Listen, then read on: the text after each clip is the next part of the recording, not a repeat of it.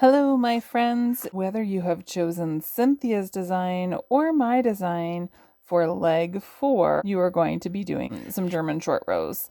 And this is for some shaping that we're doing in the shawl. It's very similar to what we did with my design on leg 2, but there are some significant differences.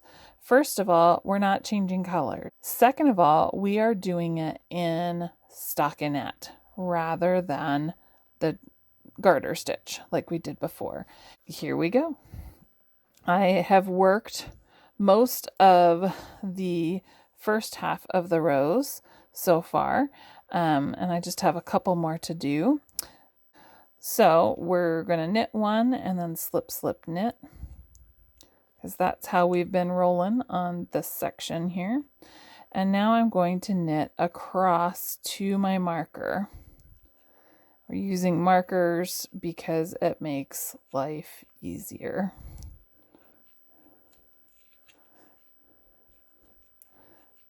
So once we get across to the marker, we're going to make our first double stitch. And the double stitch in stockinette is very similar to the double stitch in garter. First step is to turn your work. Your next step is to slip that first stitch purlwise, and you're still going to tug your yarn straight up so that these legs come up over the top of the needle. And with the garter stitch, what we did is we just went from this position and started knitting. But since we're working in stockinette, now we want to bring our yarn back through our needles to the front so that we're ready to purl. And we're going to purl 3 stitches and place a next marker. And purl, purl, purl. And let's go back and look at that double stitch. The nice thing about having this variegated is it's very easy to see. Here's the blue from the front, and there's the green on the back. Come on, focus. There we go. So you can see how those stitches are interlocked, and that makes a double stitch. And we've got 2 legs on the front and 2 legs on the back. Okay, again, slip, slip. We knit one, slip, slip, knit, and we're going to knit over to our marker.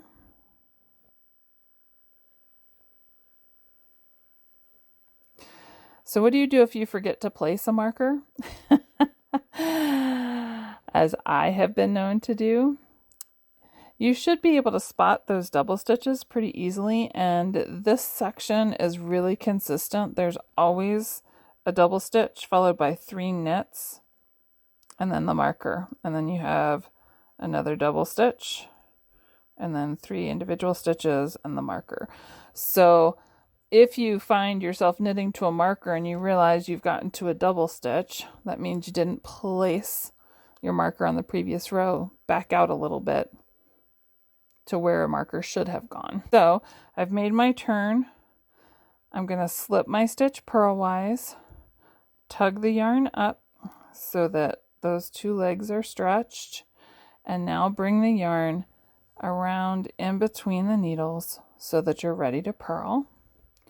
And purl 3 stitches. 1, 2, 3. And there's my marker. So that was the 8th repeat of row A. That will make sense when you're looking at the pattern. And as you can see, I still have a few stitches between that marker and the end, but not many.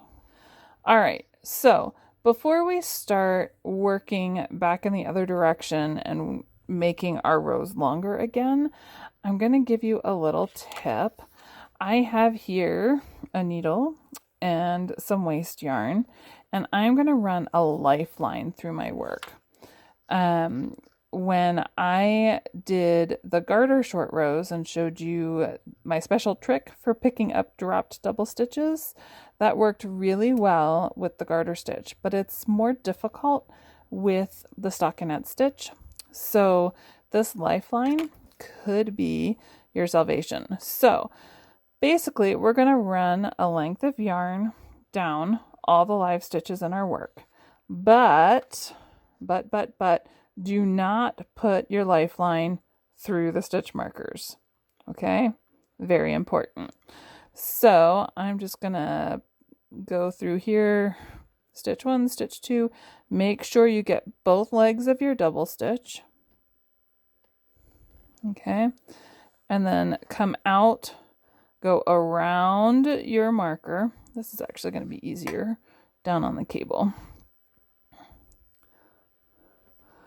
So here you can see I've got the 3 stitches and both legs of the double stitch. I'm going to pull that through, go around the marker, don't go through it.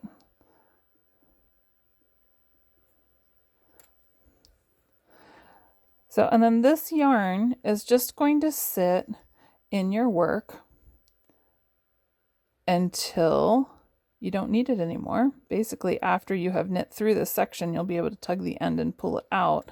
But if by chance you should drop a double stitch later, you'll be able to recover it because you'll have the string of yarn running through that double stitch, and it will make your life so much easier. Okay. I've got a lifeline running the entire length, and you can see it bunching up here a little bit in front of the markers because I did not put my lifeline through the stitch markers. All right, so we're going to move on to working row C. So for row C, at this point, we stop making decreases at the beginning of a row.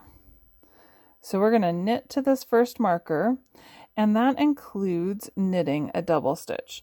So to knit a double stitch, you just want to insert the tip of your needle under both legs of that double stitch and knit it. It's kind of like you're knitting 2 together. Okay? And then you're going to drop your stitch marker, or remove your stitch marker. And now we're going to knit 3. 1, 2, 3. So we're not going all the way to the marker, we're going to the double stitch that's before the marker. And we're not going to work that at this point. We are going to make a double stitch and head back the other direction. So turning my work, slipping the stitch, tugging the yarn, bringing it to the front between the needles, and purling back. So this is creating 2 double stitches in a row that are right next to the marker. I'll show you that here. Here you can see our double stitches right by the marker. All right, so now I'm going to work row D for 7 times, and I won't belabor this, but I do want to show it to you one time. We're going to knit to the marker, and we're going to be sure to knit those double stitches together, like as individual stitches, okay? So here I've come to the first double stitch. Here are the first 2 legs. Knit that as 1 stitch. Here we'll go ahead and do another one. And voila. We're going to remove that marker, slip, slip, knit, knit 1, and that takes us up to the double stitch again. And now we're going to make a double stitch and go back to the edge. Before I do that though, I want to show you, I'm going to drop this double stitch off the needles, and I'm going to show you how nice it is that the lifeline catches it. Okay, so here, instead of having to try and wade through confusion, I can use the tip of my needle to just follow my lifeline.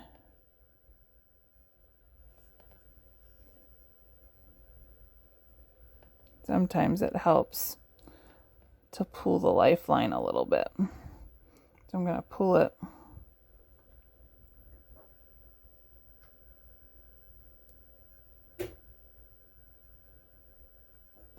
See, that's bringing the stitches more into clarity here. So I'm going to go under this blue, over the green, and under the blue, and I've got my double stitch back on my needles. All right, put that back on the left where it belongs.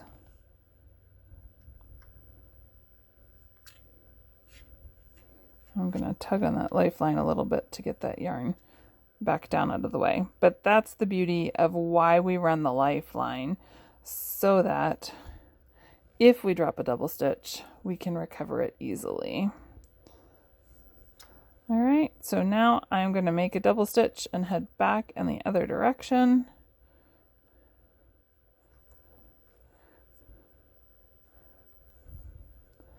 And that's all there is to it. Hope you have fun with these German short rows in stockinette, and I look forward to seeing how they turn out in all the different variegated yarns. I think they can be very striking.